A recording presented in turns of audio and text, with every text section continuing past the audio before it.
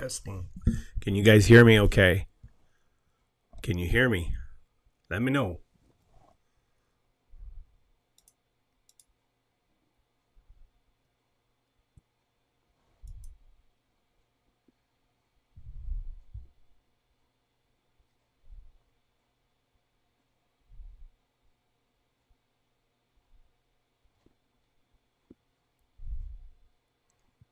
Here we go. Let me get rid of that thing.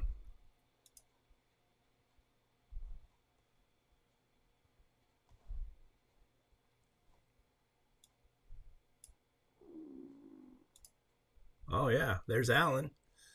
And Aiden. Pronounce that right. Get rid of that. Trying my new program here, guys. Wow, there I am. Got this.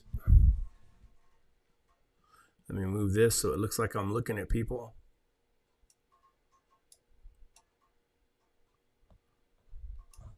Take this stinking hat off. All right. We got 13 people in here. That's good. Still working with this new program I got. It's new to me, so bear with me. I thought I've been trying to upload a video on Sunday afternoons, and I might get one out tomorrow, Monday, but things have just got in the way. What I really wanted to do is I wanted to take off and ride that Butterfield Trail. And I had everything I was getting everything ready and was just about to pick a day when I was going to leave. Got a phone call one morning. My dad was sick. My dad's 89 years old, and went over there. We had to call the ambulance and everything, and so got him to the doctor, got him fixed up. Now he has to have an operation. Typical of us old men, he's got, his prostate's messing up on him. He's 89 years old, toughest guy I've ever been around. And let me get this thing out of my face. And so tomorrow I have to take him to his pre-op. So I'm kind of his taxi. I drive him around, take care of him. So that's kind of the excuse I have about the Butterfield. I kind of felt bad because I had everything set up, and I'd even made another video. I haven't published it yet, where I went and explored some more of that area. And just haven't been able to do that. Then I've been out a couple other times, and I thought, well, I got this new program here, and I've been messing with it all day, trying to set it up where it works good. And thought, well, I didn't advertise it or anything. Just go live and see what happens. See if I get many people in here. So, we got 16 people. And I thought, well, if you guys have any questions, post them in the comment, write a comment and ask me a question.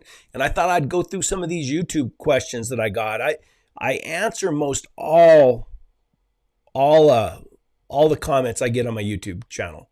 I think that's, if a guy takes the time to watch the video and still comment on it, I think it's the least I can do is try to get. Now I'm getting a lot more comments than I used to, so it's getting harder and harder to get to them all. But I take time. Usually it's early in the morning when I first get up, drink my coffee and go through the comments and answer them. But see, on this, and this is something I just learned. I didn't know you could do that, but I can filter these comments for questions asked.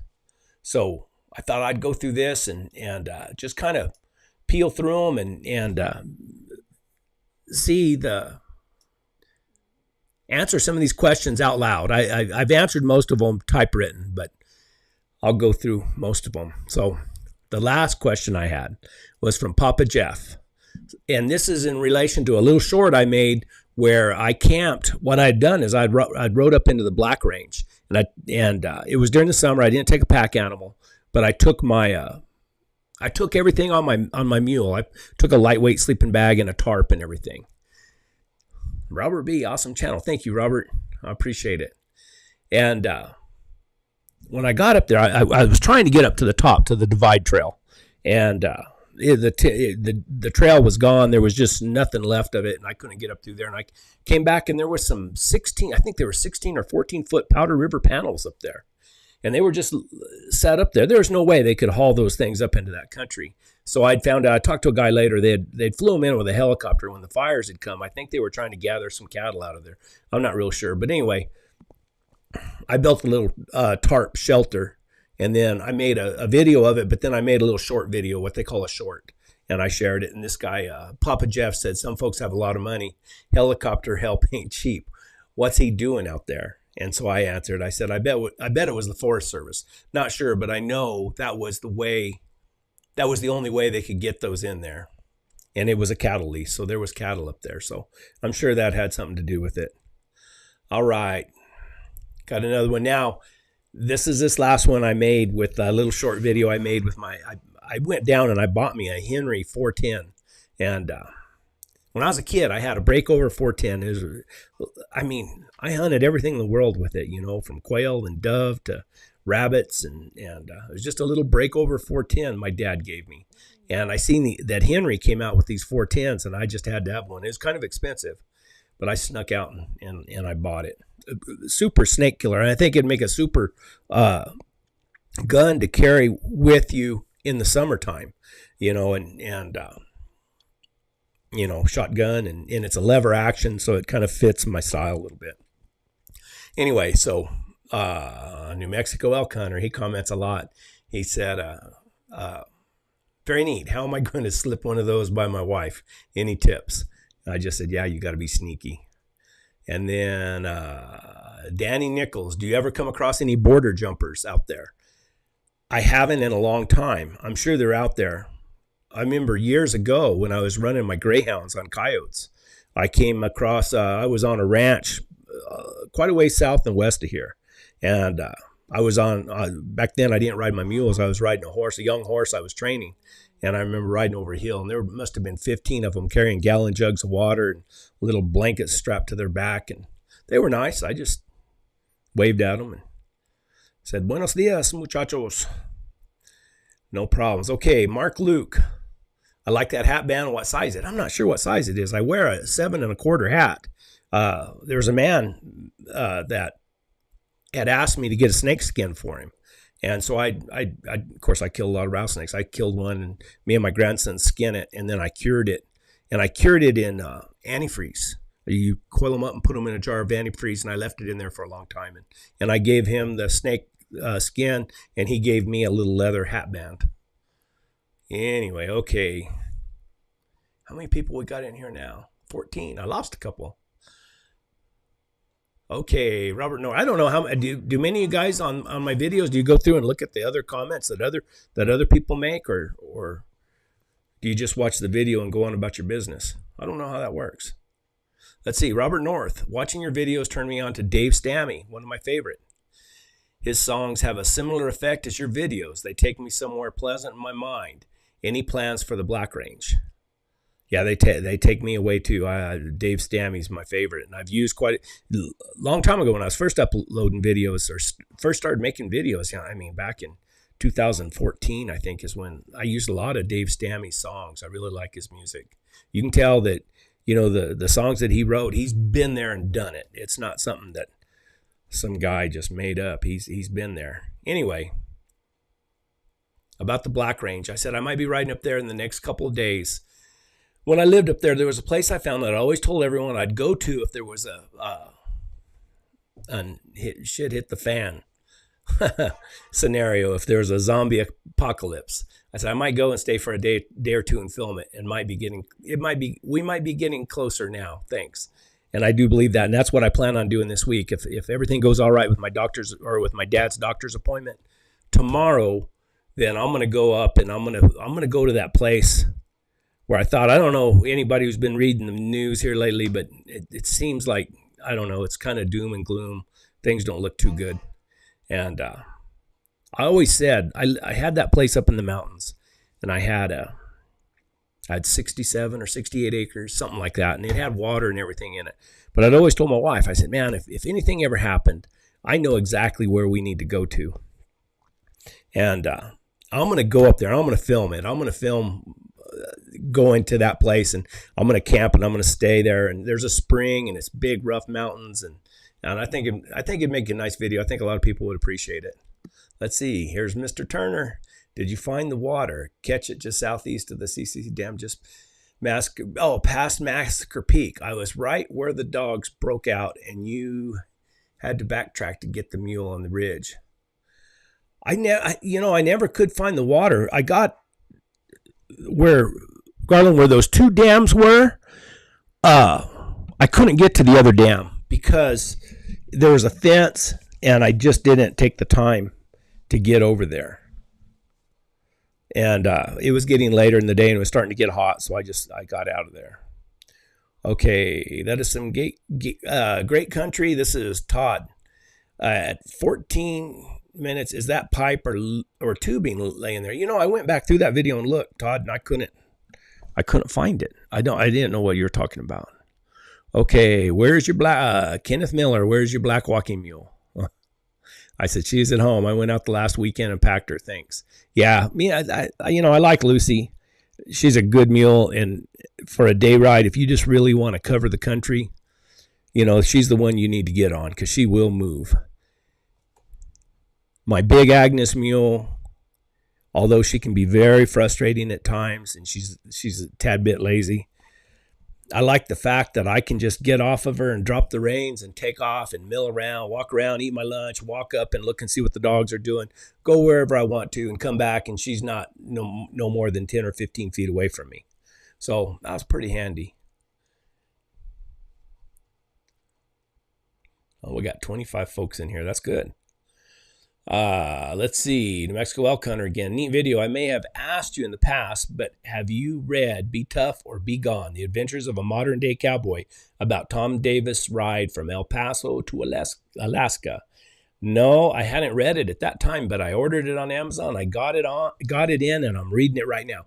And it's a good book. The guy rode from right here, from El Paso to Alaska, rode right through this country. It's an older book. He did it in the mid 70s. So it's a real good book. And of course, I enjoy anything reading about these guys. And I've read lots of books about these long riders, these guys who take these long rides. And it's something that I want to do before I'm too old to do it. If I can get through all this other stuff, that's one of the reasons I was going to do that Butterfield Trail ride is I had these big plans of riding, over 1,000 miles and thought to myself, and then of course my wife, I think she mentioned it to me, said, why are you planning on this big old long ride when you just could go on a little, 200-mile ride here? So that's the plan. Let's see. Have you ever considered a ride in or around the Blue? That's it, over in Arizona. This is from Eric Carlson. Maybe you've already done so and I missed it. Really like the channel. Take care. No, I've never rode or hunted over there in the Blue, but I go over there to it's a dry ground or a lion hunter's rendezvous that they invite me to every year. And I go over there and hang out with those guys. And man, that's some neat country. And there's some cooler type country that a guy could really, might be able to hunt, in the hotter months. Okay. OTB, always look at the comments. Oh, cool. That's good to know. Because I try to answer all of them. Okay, let's see. Arizona Traditional Outfitters. I'd be right at home with that camp. Looks like beautiful country. Where is it at? That was way up in the top of the Black Range. There's a canyon called Railroad Canyon. And then there was a trail, if I remember correctly, that went off to the west. And I can't remember the name of the trail. But I was trying to get up to what they call the Divide Trail, I think. And I never could get up there that way. So I spent the night there and I went around. I went up Railroad all the way up to the top and hit the Divide Trail. And that is the video where I lost Jazz for a couple days. There'd been some Tom Lions going through there and scraping, but it's miserable country. The Forest Service hasn't maintained the trails. The trails are all filled with down timber, and you can't hardly get through there. And then this thorny locust has grown up through the down timber, and it is absolutely miserable country to try to get through. Howard Drummond, good to see you, sir. Yes, sir. Good to see you too. Okay, I'll be right at home in that camp. Let's see. Houndsman 406 Trekker. Enjoy your videos and the others. How many mules do you have? I've got Lucy, Agnes, Ruth, and Jet. Jet is on retirement. He's served me well. He doesn't owe me anything. He's got to be 30 years old. He still gets around, still meets me at the gate every day. He's a super mule. I bought him, and I had a black mule that I bought at the same time. And I'd never been around mules. I was raised on a quarter horse ranch, and I've rode and trained horses all my life. And I had a rancher friend of mine tell me, said, you need to get a mule, get a good mule. I didn't know nothing about mules, but I knew they were tough. And I went and bought these mules. And if I would have only bought the black mule and rode her, there was nothing wrong with her except she was stubborn, and she was no good out by herself. And you just had to pedal her the whole time. You had to fight her. It was a miserable experience. If that had been the first mule and the only mule I'd ever been, I'd probably never owned another mule. But I started riding Jet, and he was one of a kind. I mean, I need to make a video about Jet. I got videos of him following me up the side of the mountain, just like a dog. I just get off, put the reins around his neck or hook him on the horn of the saddle and take off walking, and he just followed me around like a dog. Let's see, Bob Meyer. I watch your YouTube channel on my TV. Oh, cool. But the comments are not available. They only show on my iPad. That's true. I never thought about that. Okay, let's see. Daniel Romero. How many miles of the trail you plan on doing? In how many days? This is in reference to the Butterfield Trail. What section of the trail sounds like an absolute blast? Real exploring. Be safe. Looking forward to watching that series. Daniel, I'm going to try to ride just through the New Mexico, and not from the Texas border, but I want to ride right out of my house. And then I can hit the trail probably it's going to be about 10 or 12 miles from my house. And then it'll probably, time you do all the zigging and zagging, it's probably going to be 200 miles. And the other day I drove over there and I filmed some of it. I haven't made it into a video yet, but there's some sections of private land that I might have a hard time getting through. I didn't want to do. I wanted to stay as true to the trail as possible and not do much road riding. And that's going to be hard to do through that section. I might have to do some road riding, but it's still, I won't be that far off of it, and I'll be in the same direction and have the same destination. Okay, let's see. Otto, hey Brett, a question about your tent. Oh, this is about my rooftop tent. You know how a bridge will freeze before the main road because it's got air flowing under it. On those cold nights and mornings, does it seem any colder up in the air like that compared to having a tent on the ground? Thanks, amigo. In my answer, I answered him. I said, I haven't noticed it, but it stands to reason that it would be colder. It is pretty well insulated on the floor. Thanks. The reasons I've gotten cold in it is because I didn't anticipate the temperature getting as low as it did. It got down below freezing when I went over there and stayed in it in this video. And I just brought a little old cheap sleeping bag. It's a double sleeping bag, has a lot of room. It's easy, it's comfortable to get in. And I didn't notice the cold coming up from the bottom, but it was cold everywhere else. And I got pretty cold. That was my fault. Okay, Duck's Dog. Oh, there's Anecdote of a Houndsman. Me and my mule have a real special relationship. Like a love-hate situation. Yeah, Chris, me and my mules have that same relationship, I'm afraid. Let's see. Hey, Brett, we're all getting pretty excited for this trip. Always enjoy riding along with you and your hounds. If you get the chance, what is the outro song from about the 19-minute mark through the end of the vid? It's real nice. Thanks for all you do. Okay, that was from Duck's Dog. Ghosts of the Rail by Gabriel Lewis. Glad you could ride along. Thanks. A lot of that music I get and I add it. A lot of guys don't like music in the video. And but when I sit down to edit a video, I do a better job if I have some music to kind of set the tone or set the mood. So I got a subscription to what they call Epidemic Sound, and I can download video or download music and use it in my videos. And it helps me. Okay, practice 965. Great video. When did you get that giant flask? Oh, that was when me and my buddy Juan, we packed across the wilderness. These are some older videos from back in 2016, 2017. Him and I packed across the Gila Wilderness and then across the Black Range. And it was kind of funny. It's a good story. We that first time, Juan's not much of a drinker, and at that time I drank a little bit. And that first night we got down in the bottom of the Animus, and we had one of the mules had run off, and it had been kind of a wild day. And we got down to the bottom of the Animus, and we were setting up our camp and everything, and hobbling the mules and feeding them and taking care of everything. And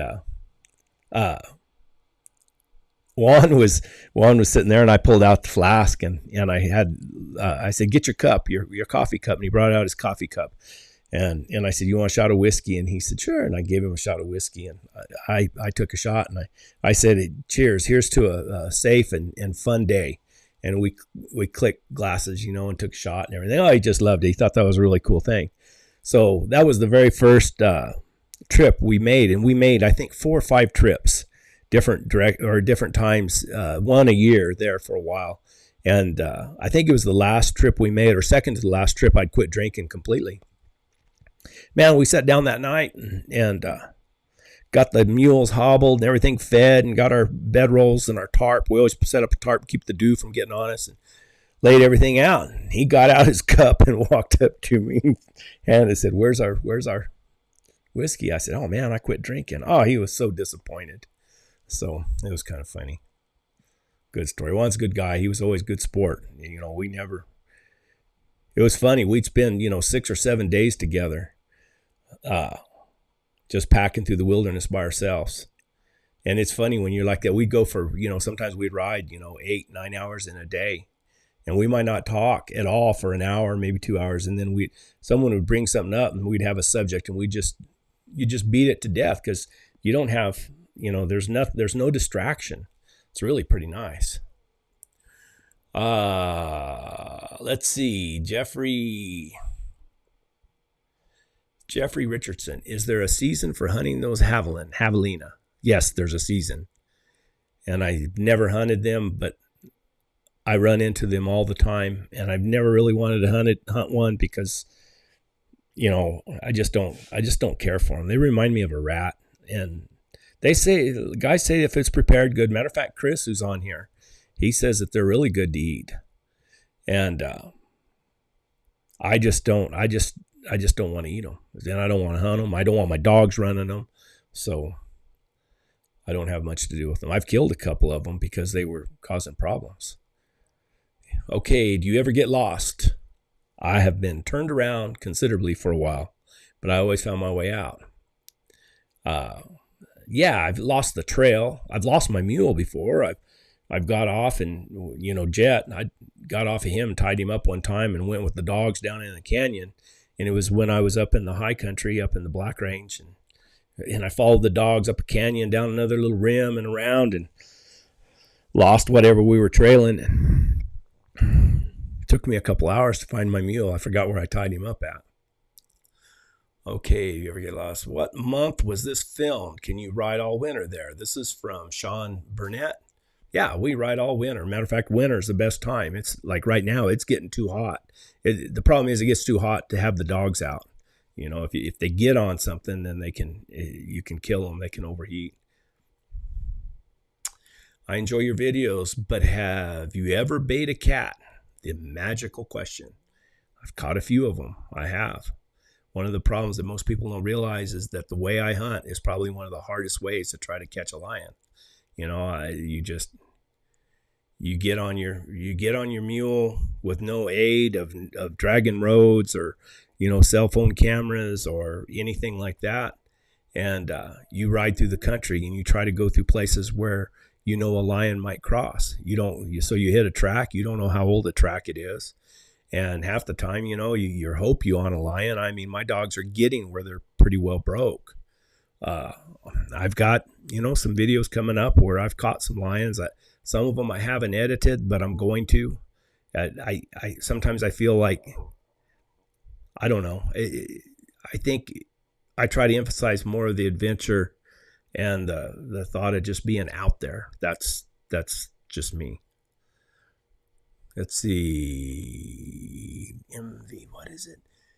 520? MV Animation 520. They taste horrible. That's what I would think too. Okay, this is a good question.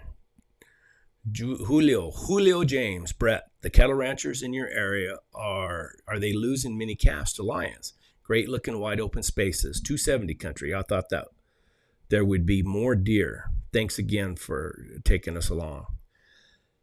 Speaking of losing cattle, I just went out the other day. I got a phone call from a friend, a rancher friend, and said they had a calf kill. And I went out here. It was last Wednesday.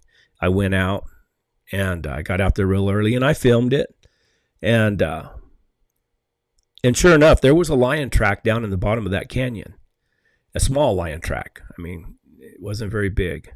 And I found the calf. But if I wouldn't have found the lion track, I really wouldn't have thought that there was a lion kill. It wasn't. There was no attempt to cover it up. It was a small calf, and it wasn't drug anywhere. It was killed right there, and it wasn't. It was the rear end was ate out of it, which, I would think would be coyote or wild dogs. We got a lot of wild dogs, and I don't know. I had a professional guy come out there, a USDA guy come out, and he looked, and he wasn't sure it was a lion kill either, but he believed, he was going to set out his equipment, but the rancher asked him not to. So there's lots of things that could have happened. The lion could have killed the calf, and then right away it was a small lion, and coyotes could have taken it away from him, I guess. I don't know. There was something going on there. So anyway, okay. Jeremiah Lindsay, plan on doing any bear hunting or lion hunting in Arizona this year? I'd like to go lion hunt in Arizona. Now that I'm retired, I'm going to have a lot more time if I got enough money to go places. Price of fuel is terrible now, but I would like to go to Arizona. I'd like to go to Nevada, and I'd like to go up in northern Nevada. And my brother-in-law and sister are on a ranch up there, so I'd like to go up there and hunt some of that country. And I went up there one time before and hunted it, and I filmed a lot of it. I lost a lot of my film. I erased a card by accident, and it's neat country. And they got a good lion population up there. I wouldn't do the snow hunting. It'd all be dry ground. Let's see. Great sport to wait out, or great spot. Oh, this is just where I had a little picture that I found on the internet, and I shared it on my community page. And great spot to wait out a storm. Where did you find this painting? I found it on, I said it was on Facebook, I guess, Facebook. Okay, would you bring me if I draw a tag? Oh, this is on my oryx hunt. Would you bring me if I draw a tag? Laughing out loud, I make it worth your while. Well, if you watch my videos and you draw an oryx tag, I will take you out and show you exactly where the oryx at. And I can't take any compensation for it unless we go through an outfitter, because that's illegal. I'm a guide. I have my guide's license, but I don't guide. I've taken guys out before and got them an oryx, just showed them where to go. But I can't take, like I said, I can't take any compensation for it. Murdoch Rough-Stock. All right. I love that name. I can show you around Mena, Nevada area. Where's Mena at? Okay. And then Thomas O'Keefe, currently zone. Man, this thing seems so far away to me. Let me see. See if I can make it bigger for my old eyes. Yeah, there we go.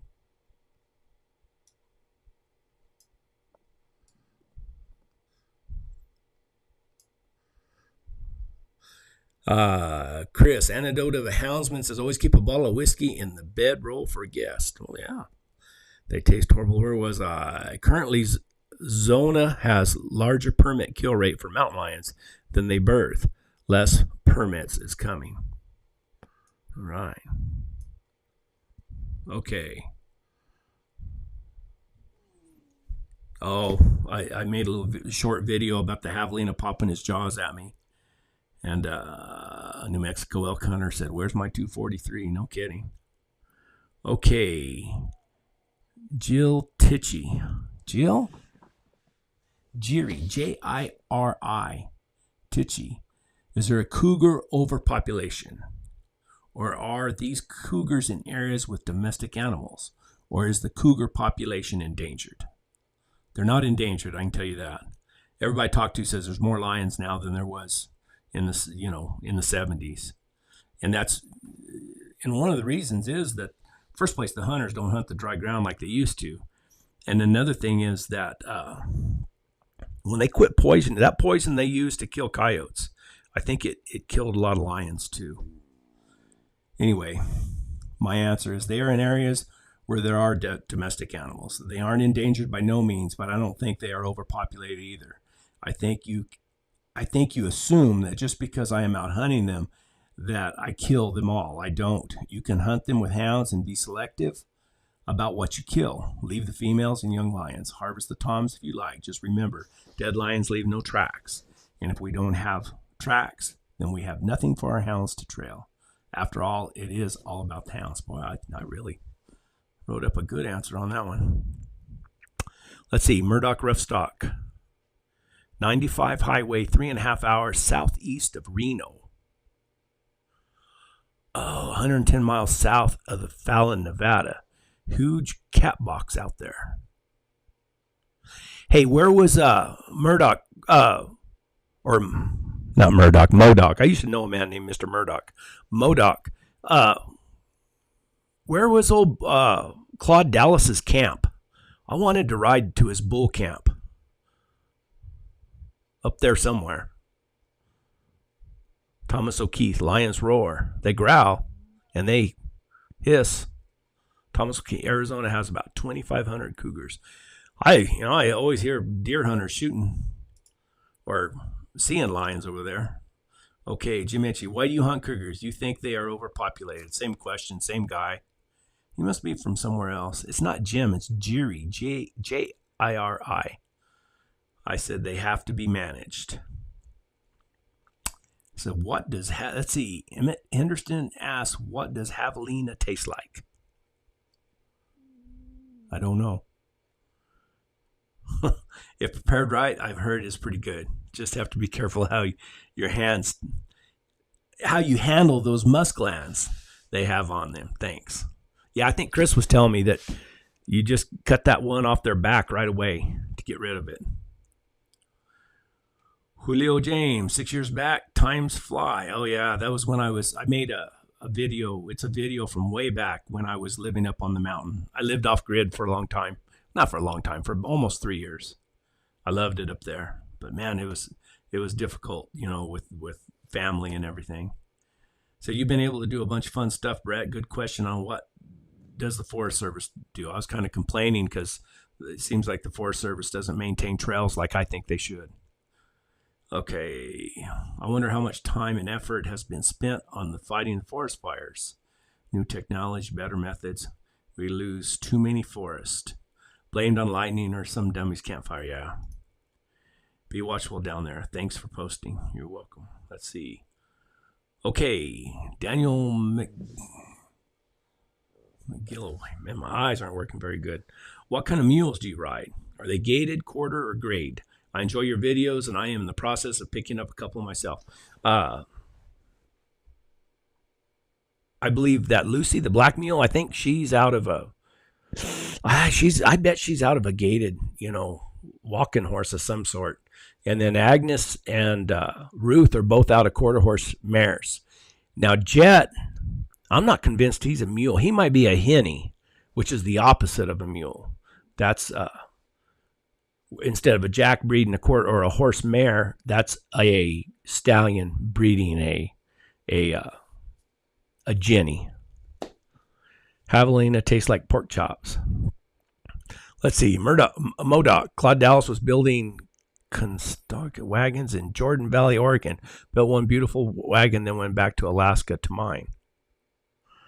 It's got a little laughing thing on there, so I don't know what that means. Garland turned Javelina tastes like pork chops. You can have them all, Garland. Let's see. Do you see much game out there on those hills, Brett? Depends where I'm at. You'd be surprised if you go out at night what you will see. I mean, we have, of course, Javelina, lions, ringtail cats, deer, mule deer, all kinds of squirrels and rabbits and bobcats. And I got some game cameras I put out, and I get pictures of bobcats and stuff. But most everything in this desert is pretty much nocturnal. Anecdote of a houndsman. I think my sage mule is a henny as well. She's small. Is she really kind of an in your pocket type mule? Because Jet is. I mean, Jet would rather be with me than with the other mules. Okay. Oh, Billum Gates. This was my journey this is when I rode to that. Oh, there's a big old canyon out there in the middle of that dry country that is pretty neat. And there's a spring in it. It has a little bit of water in it, but it was pretty dry when I got in there. Listen, if you hold on. The whole Claude story is an unbelievable tale. I know. It's pretty interesting though. And listen, if you put a Javelina in a pit and sauce it up, it'll definitely be good.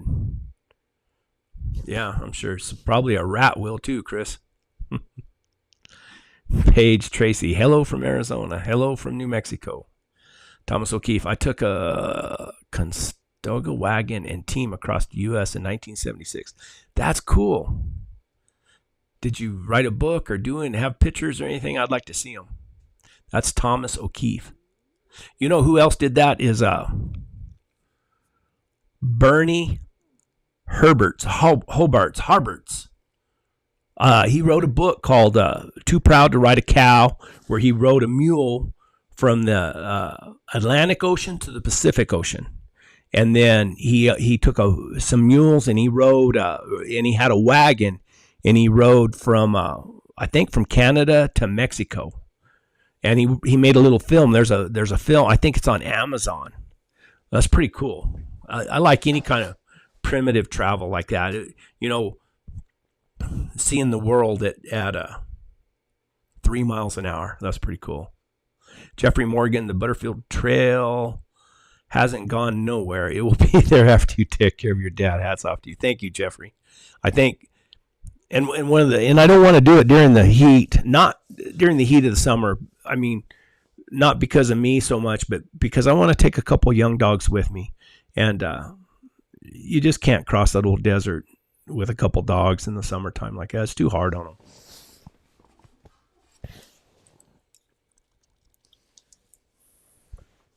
Okay. Oh, that question. Did you and your dogs and your mule almost die? No, we didn't almost die, but we got thirsty. My mule was okay. She don't hardly drink water when we're out like that. And, but the dogs, they get dry. I mean, they get dry and they get thirsty. I feel sorry for them sometimes. I mean, it's not like, they would die, but you get out and get hot and they start getting where they don't want to go and they start shading up. You might as well just, find a place to tie your mule and get off and lay under the shade and wait until it gets dark and then come home. Okay, Thomas, it was on the Bicentennial Wagon Train. I was on the Santa Fe Trail. That's a cool story. Okay, practice 965. You always give GPS stats after your rides. Why in the world don't you waypoint the camera so you're not looking for a tree you haven't been to in over a year? Yeah, no, the guy was right. That was practice 965. I made a video. I had a game camera up there, and I hadn't checked it for a year, and I went back to look for it, and I couldn't find it. And that's my fault. I mean, I should have. He's right. I should have. You just take your GPS out and mark it as a waypoint, or your Onyx map, or your Onyx on your phone, mark it as a waypoint, and boom, you can go right back to it. I just didn't do it that time, and it took me forever to find it. Okay, let's see. Julio James, nice mountain area. Look challenging. Give the mules some time off. How many? Oh, this one I went out in the buggy. This has been, but that video I made it a year ago. It was last summer, I think. Give the mules some time off. How many times have you ran across new citizens or immigrants? New citizens. I've never heard that term before. Immigrants are migrants. How did it go? I watched drug smuggling operation a couple times. Interesting. I haven't run into that many. Of course, I don't go right down on the border. I'm close to the border. I can see it from where I'm at.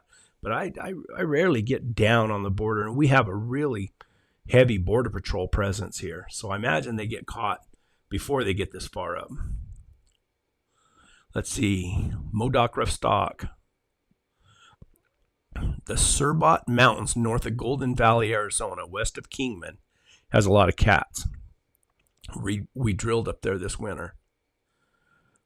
Kingman, let's see, west of Kingman. I think, isn't it Cal? I think Cal Allen's over there in that country and he hunts. And I think Chris Todd hunts that country too. Okay. I can't ever say this guy's name. Ferratilis. Nice day, nice area. Do you ever keep an eye out for fossils or meteorites? Seemed like that would be a good place to find some. I'm always looking. I wouldn't know what a meteorite was if it was sitting right here on the table, though. I wouldn't know what it looked like. But yeah, I'm always looking for something strange. We found a few things, and before fossils, or we found had a guy with me one time from he was from Washington. And I know it's probably illegal to do, so I won't say his name. But he picked up, it was like a hammerhead. But it was chiseled in a rock. I don't know what you'd call it. He picked it up and he kept it. Okay, catch them alive. Okay. Catch them live. This is with the Mike Root interview where I interviewed Mike Root. He's a old time lion hunter, dry ground lion hunter. A heck of a guy, really. He when I was back in the 80s, when I was wanting to hunt lions, he was one of the guys that I looked up to. Let's see, Murdoch, Rooftop. I saw 2 different hunting parties there a few times. Okay, let's see. He writes, what is he talking about at the 1 hour and 8 minute mark where he is talking about something in a rat nest and hunting the dogs? Chuya or something? Choya? I don't know. I'd have to go back and watch the video. Oh, speaking of those interviews, I'm still doing them, and I'm going to do some more, but I have another YouTube channel. It's called Interview Stories and Tales, and it's going to be more. Matter of fact, I just uploaded a video I went to Oklahoma earlier this year with a guy named Cody King. He has these running walkers, and everybody wanted to see if those running walkers could catch bobcats in Oklahoma or out of South Texas, the dogs he had. And we went up there, and I filmed the hunt, and then I kind of incorporated it into an interview. Me and Cody and Derek Edwards all sat down, and I interviewed them. And then I put the video inside the interview of the hunt. So that might be interesting to some of you guys. It's over there on Interview Stories and Tales. And eventually I'm going to put all the interviews and stuff over there. And this channel is going to be more just about, my travels and what I do. I enjoy filming. I enjoy kind of editing and seeing what I can do. Okay. Is there any good videos about freeze branding dogs? That's something I don't know anything about, but would love to give it a try. I think there is. And it's, it's probably something I should do is freeze brand some of my dogs. I've just never done it. Let's see. Thomas O'Keefe, the New Mexico teamster, used wild burros he caught in the desert. Had 6 of them. Broke them to pull a wagon. Worked great. I bet that would work great. Okay. New Mexico elk hunter. Neat. Where was this at? Oh, that was in the Gila Wilderness. It was it was a little short I made out of the video I made of traveling across the Gila. Okie dokie. Ever have a dog snake bit? Many, many times. I've only had one dog die from a snake bite, and that was Sissy. and she was already 13 years old, and she wasn't bit in the face. She was bit in the leg, and it was really my fault. She had, she was 13 years old. She had game shot out to her before, and she was up on the side of the mountain a little bit further up there, and that snake was in a hole, and I had my little 22 with me, and I shot at the snake, and I missed him, but he started rattling. She heard me shoot, and she come running down and just ran right into that hole and then stopped and looked back at me, and that snake struck her and hit her on the leg. And we doctored her and took care of her, kept her alive for a week, but she eventually died. But all this dogs, I've had lots of dogs bit on the face, and I've never had a dog die that was bit on the face. Now they'll lose tissue and stuff. Sheila, she got bit. She was bit a couple times, and she lost some tissue on her jaw there. What are you using to get stats at the end of the ride? I said I use my Garmin Alpha. It has a trip computer that I reset before I leave. Yeah, I like to reset my Garmin, my GPS, and then I can kind of see how fast Agnes is traveling, and then how many miles. I'm always curious how many miles I go. Okay, I'd like to contact you, brother. Do you have a regular email? Thirst for Truth. And then I share my email right there. And you can get on, if you go to my channel page and you go to more info or something like that, I think my emails, there's a link to my email, or there's a place where you can find my email right there. And here's, hey buddy, how can I get in touch with you? Shoot me an email. And I don't think I ever heard from this guy. Sounds good, partner, like your video. He wrote me a couple messages. I don't think I ever got an email from him.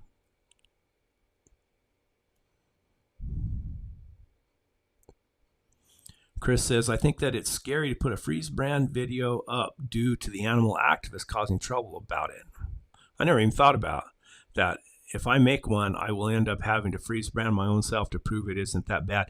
It seemed like I've seen that on somewhere on Facebook video or something. I've seen some guy, they were freeze branding dogs, and they freeze branded themselves. I don't think I'll freeze brand myself. Okay, Joey Conklin. Want to know the craziest thing? Ocelots actually hunt these boogers alone. Laughing out loud. Don't know how they do it. That was about the Coatimundes. I've treated several Coatimundes. I'll tell you what happened the other day when I was out at that calf kill. I won't share the video, but I videoed a little bit. My dogs caught a stinking badger. Those things are tough. I had 8 hound dogs out there, and they're flipping him around and everything. And I finally got him off, and there he went. He took off. No worse for the wear. Modoc, rough stock. I must work this last season in Arvada, Nevada, till October. Then I'm going to travel with horse and trailer in around Four Corners. Cool. And just camp and ride trails, and that sounds like a deal. Okay, Robert Hambley, I have a question. What do you take with you every time on your rides, even if they are a couple hours long? I think I made a video of that. I mean, there's some things I need to make another one. I don't think that one was very good. There's some things, I guess those guys call it EDC, everyday carry. And I probably could make a video about that, my everyday carry. I mean, there's certain things there's certain things I never walk out of the door without. And there's certain things I never get on a mule and ride somewhere without. And then, depending on where I'm going and how long I'm staying, there's certain things I don't go. If I'm going to stay for a night or two, I don't ever leave without. So I should make those videos. Sounds like a plan, Modoc. Yes, sir. Live off grid. That's my plan now that I'm retired. If I can get through all this stuff with my dad and everything, then, man, I want to go and see some things and do some things. Oh, Chuck Miller. Did Bruce Kennedy tell you about the mule named Claymore? Every time you turned right, the mule blew up. Didn't take long to realize what they named that mule Claymore.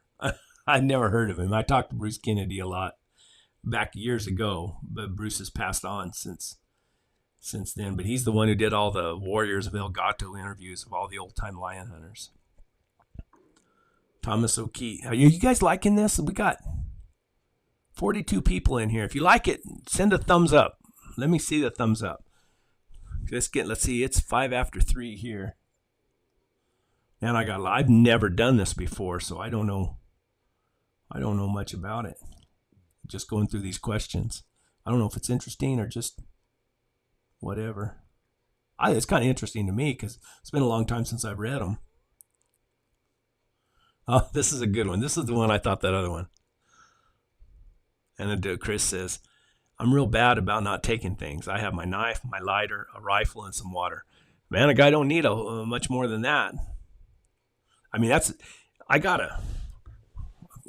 I'll make a video one of these days. There goes a bunch of thumbs up.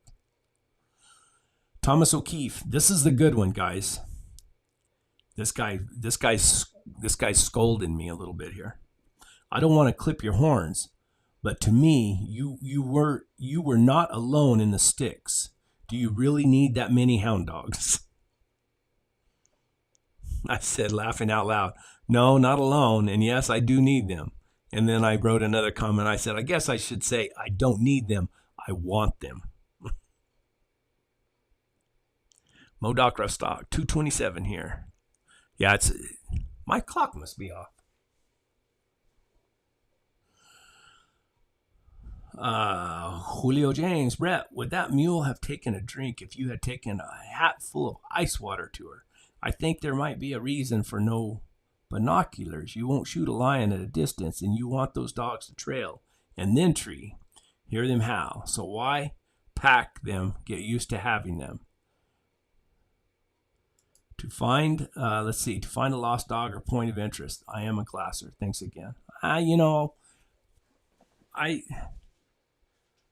always think I got a nice set of binoculars. I tell you something. I found a pair of, I don't know how to pronounce, Swarovski binoculars one time, way out in the middle of nowhere. And but I don't pack them with me. I always try to limit the weight as much as possible. I feel like you just carry too much stuff on your mule. It can't help. Let's see, Aiden.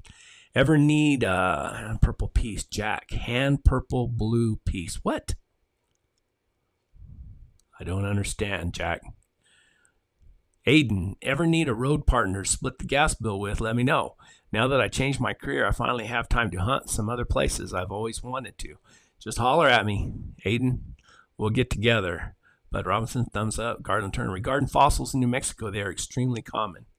Yeah, I know, but being around you, you're good at finding stuff like that. Garden, I'm not. Practice 965. Don't know how to do thumbs up, but yes, I'm thoroughly enjoying this and your videos. Thank you. Modoc, laughing out at 209 Starry. Stepped on my glasses. Okay. Okay. No, yeah, I don't carry binoculars. No, I don't think the mule. She just, Agnes, not a big drinker. I mean, she just doesn't. She won't drink a lot, and then when she does, she usually drinks pretty good, when she decides to. Julio James, another great episode, Brett. Oh, this is where I interviewed Jim Farmer. Barometric pressure. Jim does not kill. No, Jim won't kill a lion. That's not the norm, is it? You don't kill all the time either. I wonder if you were not all tied up with cameras and all that goes with it, how much more successful at treeing you and the hounds would be. But that's not the point.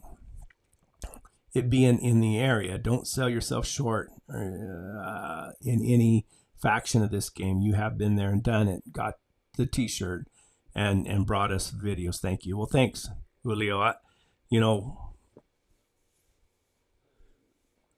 don't know how much more successful I'd be. I know if I traveled around more and I hit better country, and if I got into areas and hunted it and seen if there's a lion moving around, if there wasn't, then I moved out and went to another area, yeah, I'd be a lot more successful. In the last 5 or 6 years, I've been kind of lazy. I've just I just hunted here after I moved out of the mountains. It kind of got, where I didn't want to drive very far, and I just would hunt these little desert mountains around here. And nobody else hunts them. I never run into another lion hunter except for Robert Pino, a friend of mine. He hunted them for a while, but he's quit now. And it's hard to catch a lion out here. There's a reason why nobody hunts them. But I've caught 5 lions right out here in this desert. This just in the last year and a half. Okay, Paige, what is the strangest thing you have ever found on your outings? What is the strangest thing? Let me think about that for a while.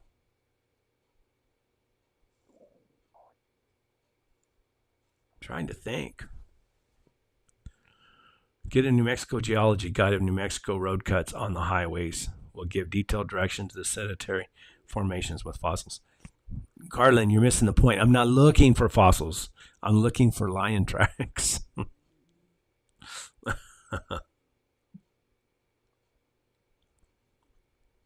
Yeah, so yeah, Mr. Jim's caught a lot of lions in his life. And I'm sure he's killed his share of lions. A lot of the older guys like that, they don't care anything about killing one anymore. Aiden, Morocco can, yes sir, looking forward to, especially now that, he's responding to somebody else. Now that I have a couple dogs I halfway trust. I'm still looking for some that I trust. How far did he run? Oh, that fox I caught a treat of fox earlier this year. That's a mystery. I don't know. I don't know. I thought we were trailing a lion, and I still think we were trailing a lion, and I think that fox was just a pop-up. I think they were trailing that lion. They popped that fox up, and they just put a lot of pressure on him real quick and put him in a tree. And he lived. I let him. I missed video on one of the best parts. Rusty climbed almost to the fox. I mean, got right up there next to him and then slipped and fell and did like a flip. Whoop, whoop, bop, and hit that right on his back. Jumped up and started treeing again. Thought it should have killed him. How can you not love the fox hunting? If I could consistently catch them, I would run them. That would be fun. Aaron Richards, what tapaderos you using? I'm using some big old heavy rawhide tapaderos that James Morris made for me. Or James Morris sells. They're probably too heavy. Probably need to just get some good leather ones. Paige Tracy, have you seen any Jaguars yet? No, I haven't. But I would like to go down there and hunt some of that country down in the Boot Hill, down in the Animas area. That's where Warner Glenn caught that Jaguar. Got and he wrote that book.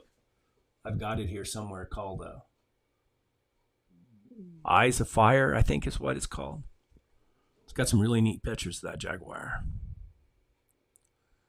Chuck Clark, love your videos, truly enjoy them. Have you done a video on your gear, especially what you pack for overnight stays? The gear you wear, do you carry more than one item? More in one of something in case of failure, the gear for the dog's tents, stuff like that. Thank you. Now I need to make that video. I haven't made it yet. I listened to a podcast. Brent Reeves has got a podcast that he just started, and he's a friend of Clay Newcomb's from Bear Grease. It's called Country something. And he was talking about what he carries, every time he leaves the house, what he carries. And he carries 2 pocket knives. One pocket knife is just his and it's a case. Case? It's not an old timer, it's a case. And it's his good pocket knife, and he does not loan it out. And he carries another pocket knife for people who don't have their own knife and they want to borrow his, and he lets them borrow that one. I thought that was kind of interesting.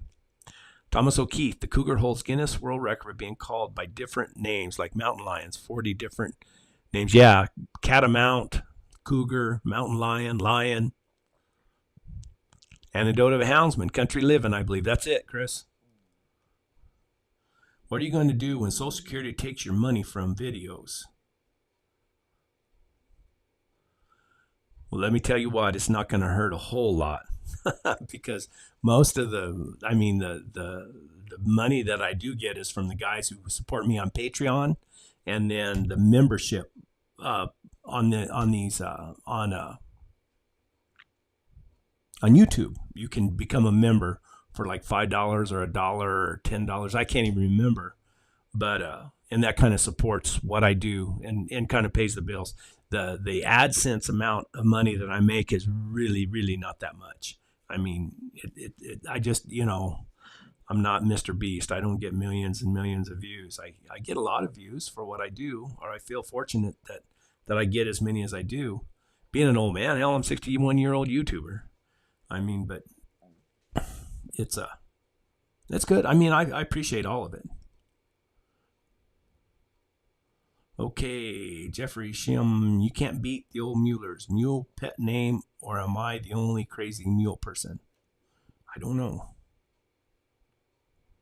Not the only one. Battleborn Air Guns, just wanted to say thank you for your killer videos and fun stories. Just found your channel about 4 months ago. Thank you for sharing. Super cool, dude. Well, thank you, Battleborn Air Guns. I appreciate that. C-2, 2 months ago. Where in reference to Las Cruces were you? I was in a secret, undisclosed location. Wow, what different country? I'm in South Central Nebraska. Yeah, it's a little different than over there. Ever see UFO while camping?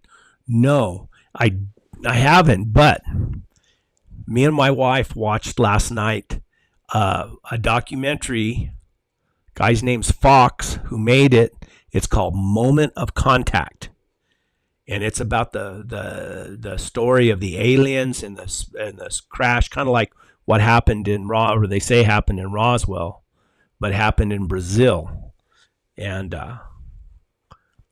it'll really get you to thinking. It costs like $5 to rent it on Amazon Prime, and it's real interesting about UFO crashed and these aliens, and there's these 3 little girls that actually seen one of them. They were alive, and of course I'm like Joe Rogan says, I want to believe it, and I know they seen something. Oh well, you'll have to watch the movie and then get back with me. Walt Weaver, serious wind problem. Yeah, there's always wind in this country. What state are you located in? Just curious about the area. New Mexico. Is it the red fox or gray fox that climb trees? These are gray foxes. Are you in Utah, Nevada? No, New Mexico. Brett, you have had many mules go lame. Have you had many mules go lame on you while you were out? Bad sole bruise, cuts, leg twist, etc. Dislocate. Desolate rough country. I'm sorry. Thanks again. No, I've soared Jet. I tried to ride Jet barefooted before, and he can't take going barefoot. Ruth can't take going barefoot. They get too sore-footed. Agnes, I haven't put shoes on her in 2 years. She's tough. Her feet are tough, hard. And I had a farrier come out the other day and put shoes on Ruth, and I was talking to him, and I said, let's take a look at Agnes, and he said, man, she's got good feet, and they're hard. And one year I put shoes on her because I thought she was getting sore-footed, but there was no difference. So I'm gonna ride her barefooted as long as I can. But like Jet and Ruth, they get sore-footed, and I'm sure Lucy would too. Agnes she's just tough now. Or like my grandpa used to say, where there's no sense, there's no feeling. Wait, how much do you get paid to hunt lions, and how do you get into this? I want to do this. I don't get paid nothing for hunting lions. The only thing I get is my little bit of AdSense and stuff from making the videos and sharing them. I have taken guys lion hunting in the past. To me, it takes all the fun of it. It takes all the fun out of it for me. And because there's, when you do it, there's a lot of pressure to try to get them a lion. That's what they're out there for, is try to kill a lion. And to me, I don't. It puts too much pressure on me. I don't like that. I don't want anything to take the fun out of it for me.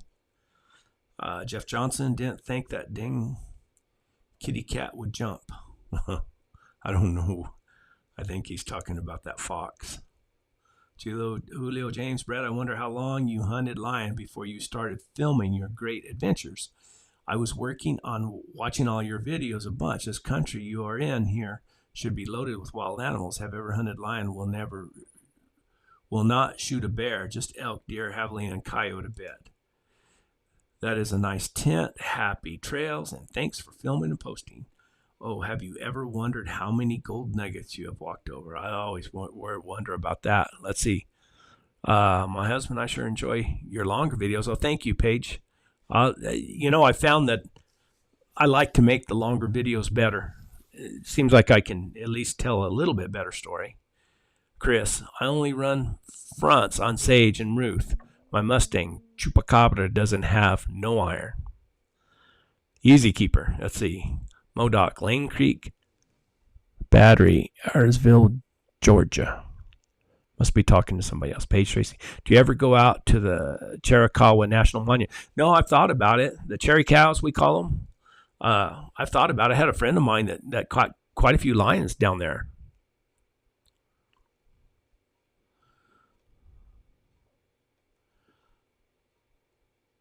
Yeah, I've probably walked over a lot of treasure.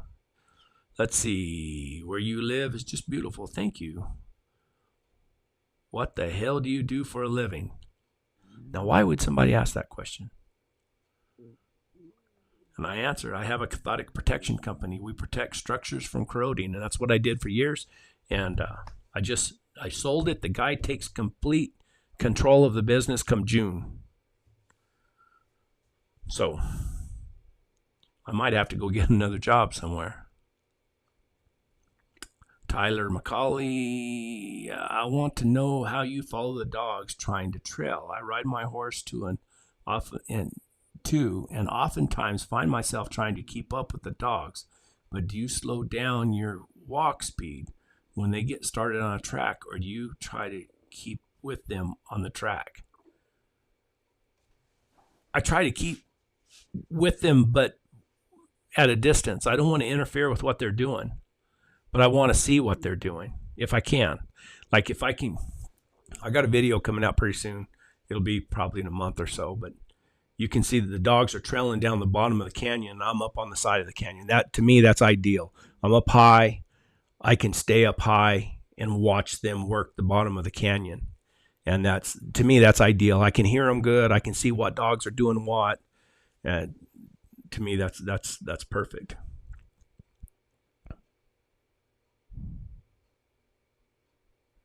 Thomas O'Keefe, delicate balancing act between cougars hunted and birth rate. Right now, it's out of balance. If you have time, Thomas, explain that to me. What you mean? How is it out of balance? In what way? Thanks. Aiden, same. I have a draft-bred mule whose feet are hard as stone. Had to heat his hoofs last time I got them trimmed. My two others will soar in one day if not shod. Yeah, that's about the same thing. Is this guy for real? This guy, Larch, L-A-R-C-H, Larch. That's what his question is. Is this guy for real? He's talking about me. My answer is nope. Just a figment of your imagination. Mike Madden, do you ever take someone along? For a few, of course. I do sometimes. See, Mike Madison, would love to discuss that with you if interested. I can't, like I said, I can't charge. The only way I can charge is if we go through an outfitter.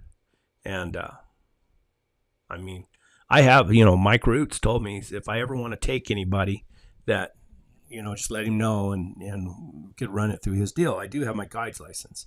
I don't really catch enough lions to, advertise here. Let's go, go lion hunting with me.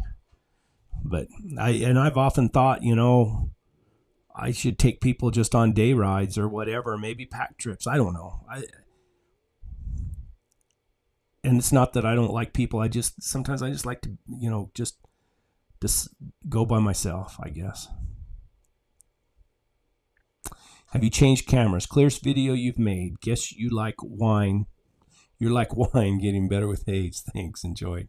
Man, I keep trying to improve my videos, but it's hard when you're carrying, you're just on a mule, and you can only carry so much. And now I use a GoPro Hero 11, and of course sound is so important. So I carry it has an external mic on it. So then you get an external mic, and then I have to put this big, they call it a dead cat, but it's a wind muff that breaks, that cuts the wind noise on your mic.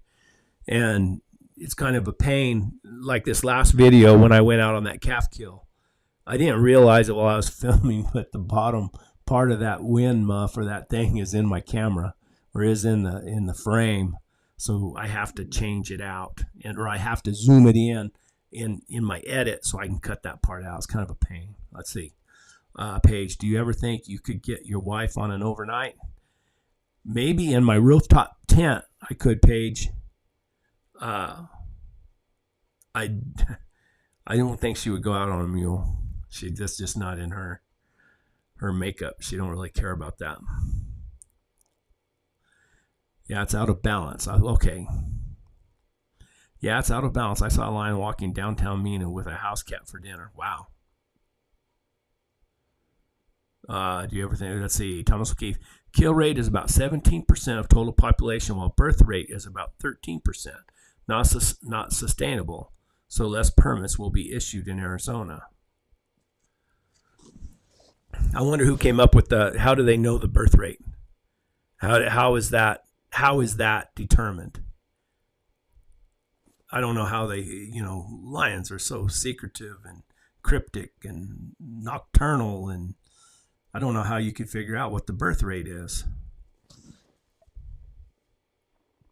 Lorenzo Escobedo, ever tried running plot hounds? No, I haven't, but I guarantee you if I was running bears, I would have me some plot hounds, because I heard they're some of the best bear dogs there are. And then Orville Fletcher, I got to hunt with Orville Fletcher one time, or a couple times, and he's around this area, is a real famous old-time lion hunter.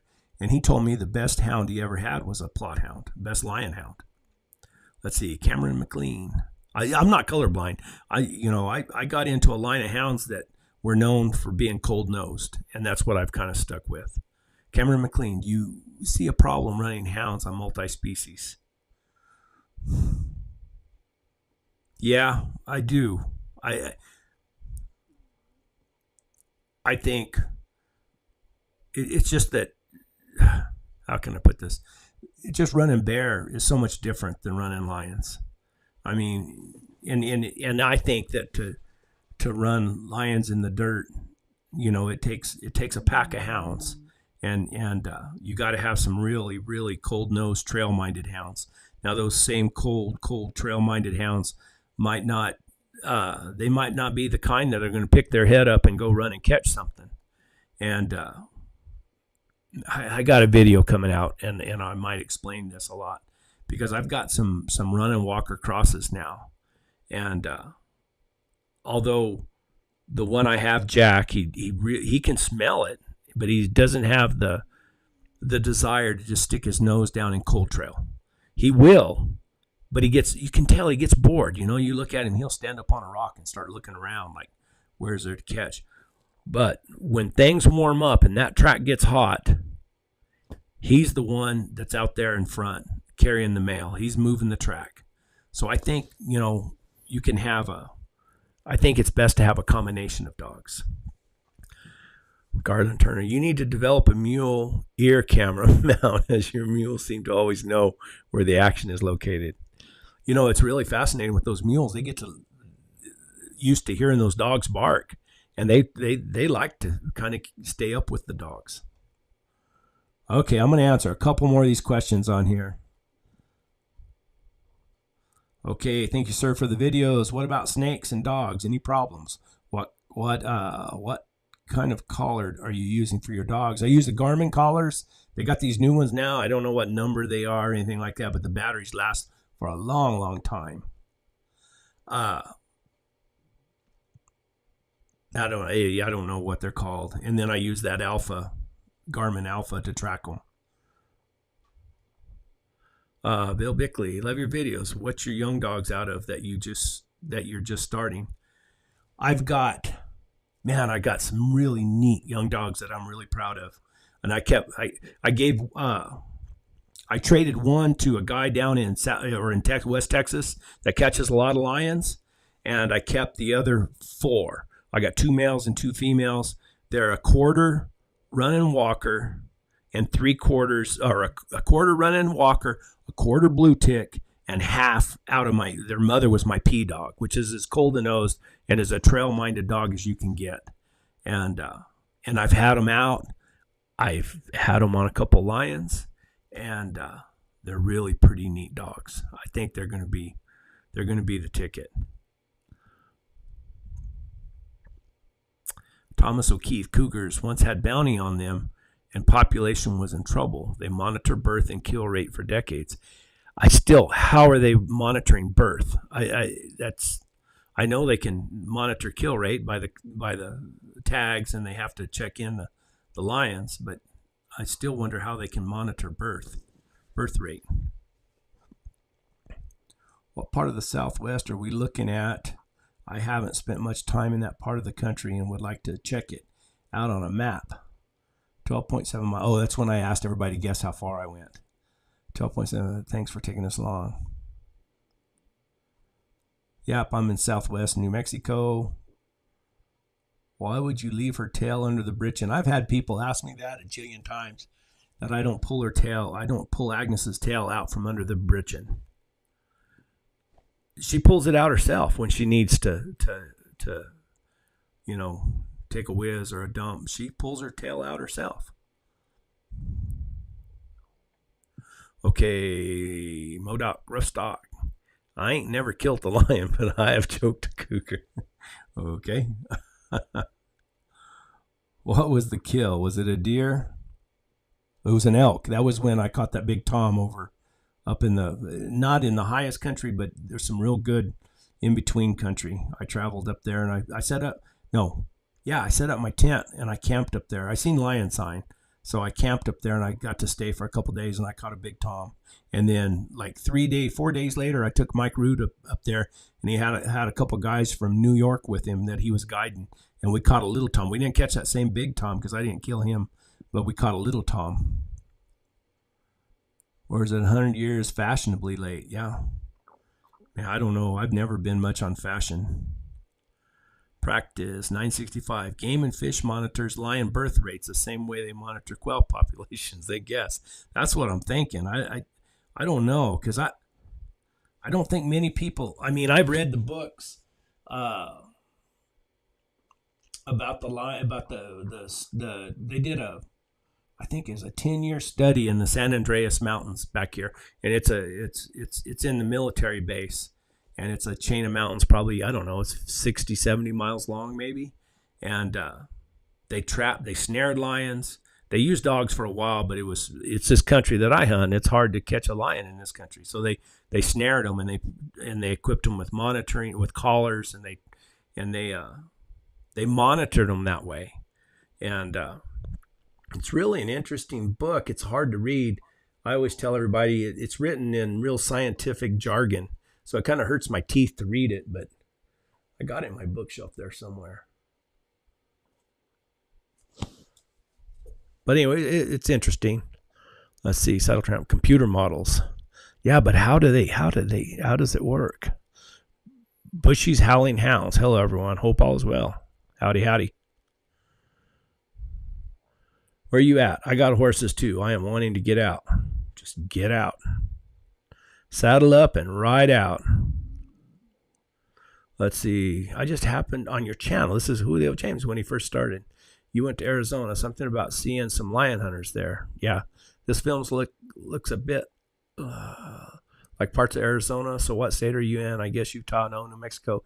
You take you as something and get out there and enjoy life. Yeah, I do. Thanks. I want to see more of your sojourns around the hills. Yes. How much for the truck? Oh, I sold that old truck. I got $3,000 for it. Motor was good. The truck was smooth, wore out. It was a Dodge, 2002 Dodge Cummins diesel. I bought it straight off the lot and wore it out, except for the motor. The transmission went out 3 times in that truck. And the last time is going to cost $4,000 to get it replaced, so I just sold the truck. Probably using that one steady. Maybe, I don't know. I hear different things. I just want to know. I just would like to know how they determine the birth rate. How would they do that? Careful. I just turned 62, always lived in the mountains, central Idaho, and you're right. A guy has to trim the list down. The older I get, the faster the time seems to go by. No kidding. Like how many more hunting years are left? Should be doing something I never got around to doing. Changes things around. Serious stuff. The clock is ticking, and that's absolutely. Seems like you hit a certain age, and you up until that age, you always think you got all the time in the world. Then you get to that age, and you think, oh man, the end is. I can see the end. These guys made fun of me because on that video I had 2 pairs of sunglasses, and and this guy wrote, "Hello, at what age do I need 2 pairs of sunglasses?" And my answer to him is, I said, well, you should start as soon as possible. Get prepared for when you're old and you can't find them, even if they are on your head. Thanks. Oh, jeez. Do you fly your drone? Yeah, I like to fly my drone. I like to try to get a good video with a different angle. See what? It's kind of tricky. I've flown it before, riding a mule and leading a pack mule and flying the drone. That takes some skill.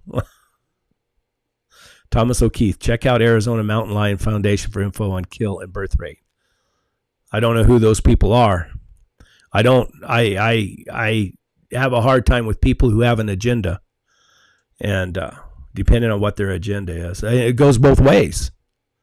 I mean, you hear the deer hunters start crying, saying, well, there's too many lions. And then you hear the tree huggers or the animal rights people start talking about there's not any. And I'm sure somewhere in between is the truth. But I want to know the facts is all. Just tell me what the facts are and how you determined what the results you came up with, and they're not skewed. Modoc Rooftop. The trackers were looking for sheep in Candelaria Mine for study purpose when they decided no sheep were in the area. They left as we filled up the water truck, then scared up 2 dozen at the building.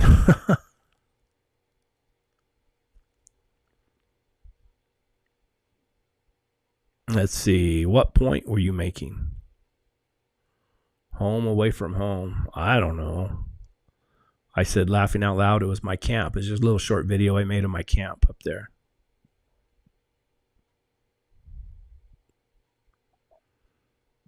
Are you gold prospector? No, I'm not. But I always keep my eyes peeled for stuff. Where's your wife? This is a lady, Laverne, asking me where's my wife. Home, I think, I hope. David Pitts, just found your channel. I really enjoy your content, which brings me to a question. Have you ever considered prospecting? Seems like a good fit for you.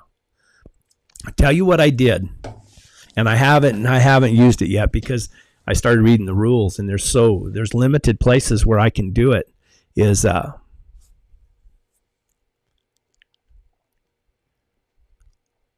I'm sorry, I get confused.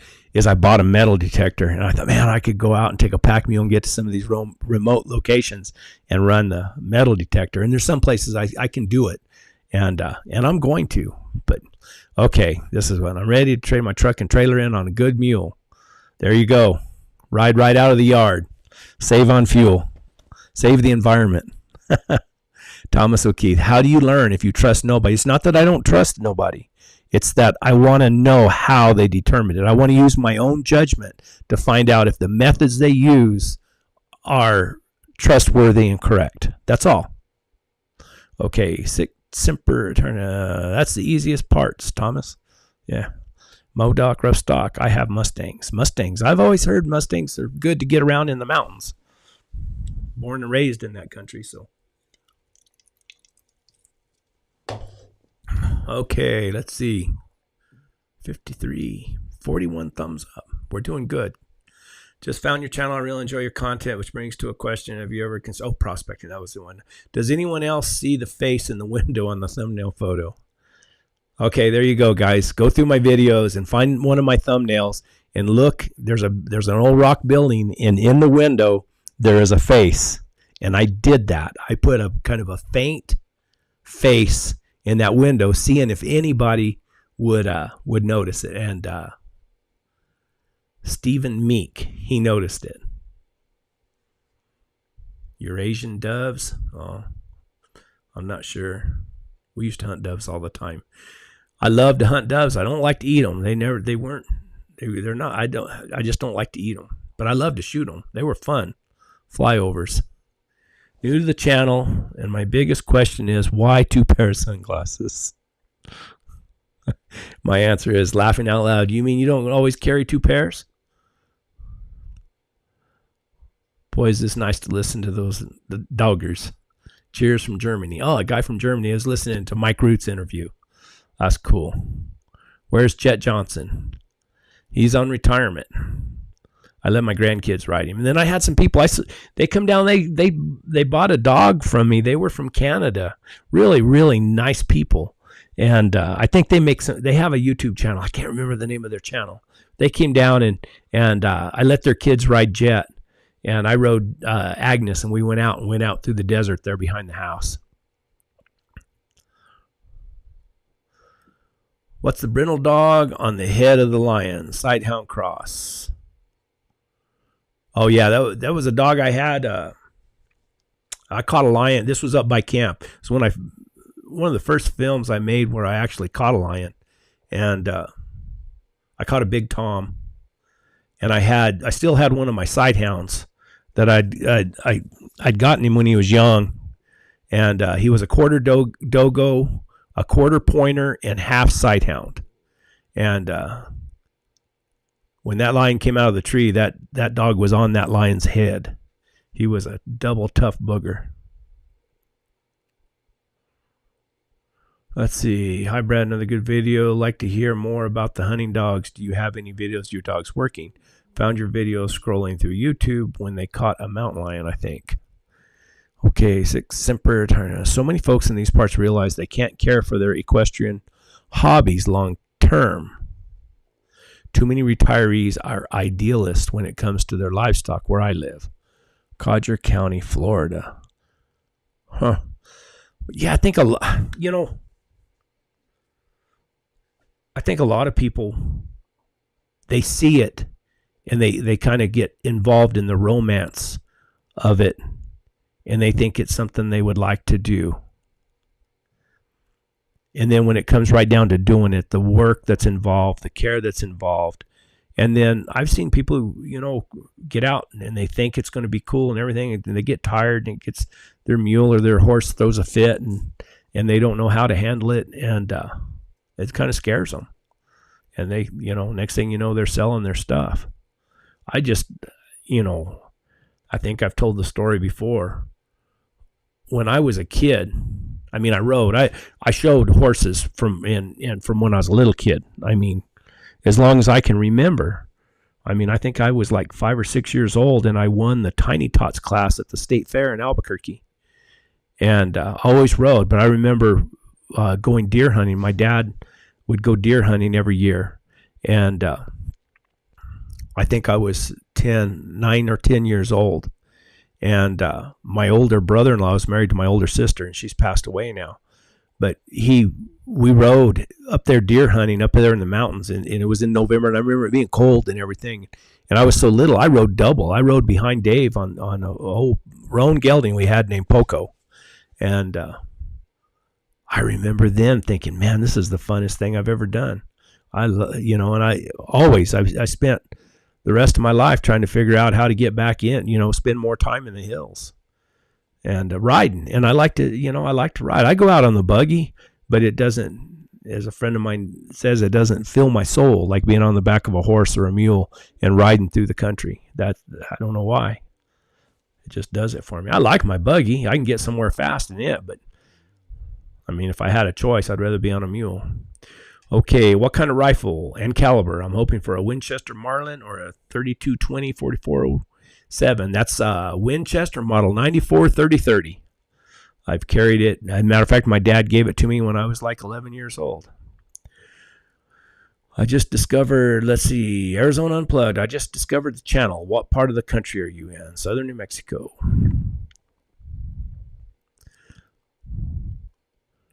All right.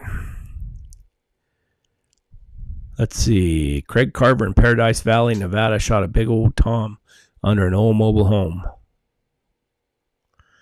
Cadre County was a cheap joke.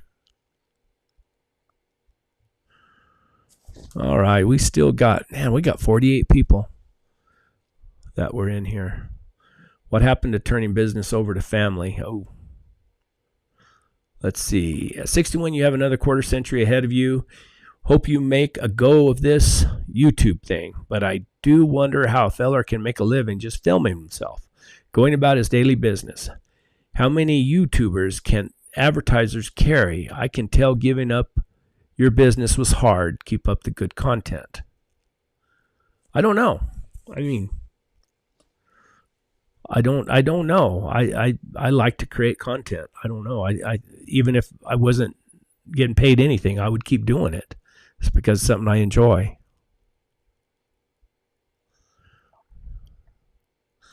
Outside of an equine is good for the inside of the man. That's true.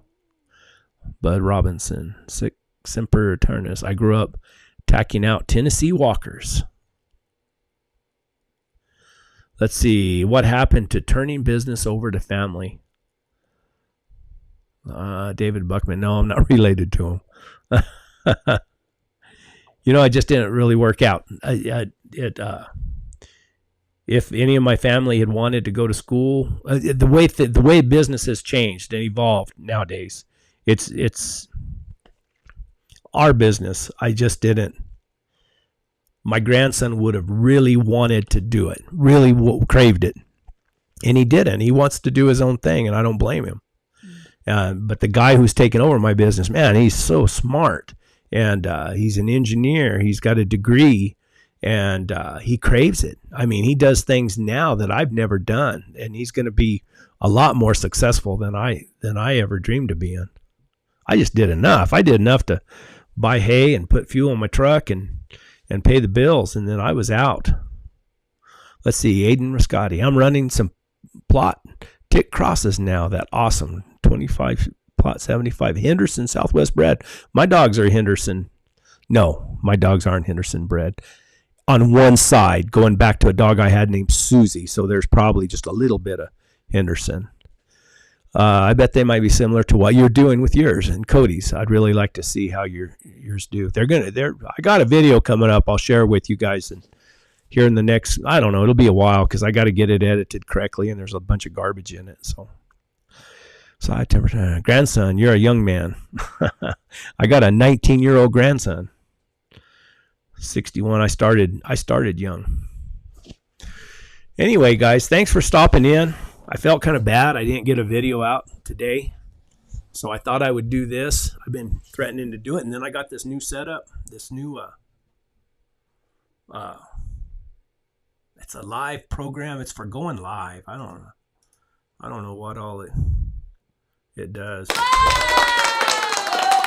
all kinds of things I don't know how to do. But anyway, guys, thanks for stopping in.